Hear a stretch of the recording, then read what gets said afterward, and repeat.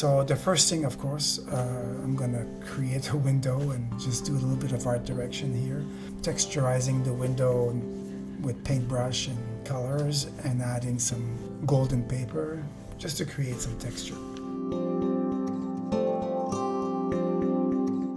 And I'm gonna set my background onto a gobo stand, and behind I'm gonna set a whiteboard, something to receive the projected image.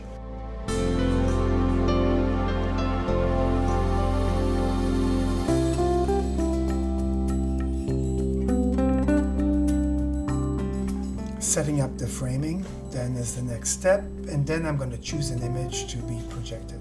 So I have a variety of images. They're all created by inkjet print onto acetate, special plastic to receive inkjet. And what's fun with this is that it retains a sort of granular texture that when projected looks a little bit like painting or pointillism painting, which is very interesting. I'm using a Imager 3.1, a DP 3.1, and that's very special because it allows me to adjust the angle of the image that is projected. So I can focus, let's say, on the grass in front and keep my background of mountain or hills off focus, which creates a more sense of dimension or three-dimensionality. So I'm going to accentuate the image outside with warm colors. So I can use cool colors inside, so to create a contrast, to create this impression of three-dimensionality.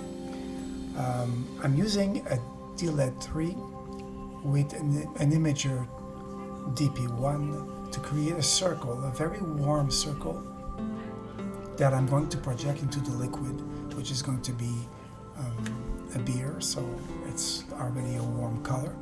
And so I'm going to accentuate this with a top light or a tea light if you want. And then I'm working on the ambience inside using a Panorama 3, and I'm going to set in very cool settings. Then I'm going to set a backlight, and the backlight is going to accentuate the liquids, create some reflections around the objects, but also I'm going to bounce back the backlight using miniature reflectors to create accent lights, just to accentuate the lights on the product itself and on the logos and branding. I'm using the miniature Lightstream because it creates already like a rectangular shape. So that's pretty much the shape of the glass with the liquid inside. It's also the shape of the box with the logo. I used a green screen for one of the takes so that I could separate the background and insert my fireworks inside the window, and then I used the fireworks outside and my ambient light inside. So all this contributes to a sort of dimensional effect.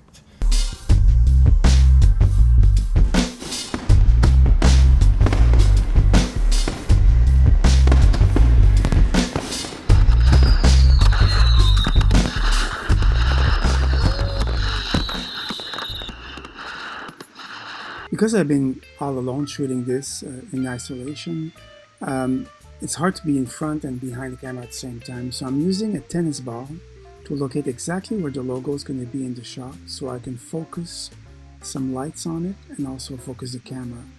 I'm using a DP Imager from Dedolight with Dedolight 7 and a triple layer of soft filters that are created to enhance eyes or logos precisely.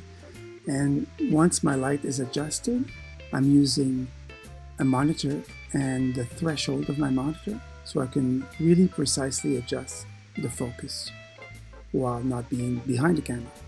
And now I can stand in front of my lights. I have 3 interactive spotlights that are track lights from theater. They have automatic programs on them that have motion and filter changes that reproduce the effect of the fireworks.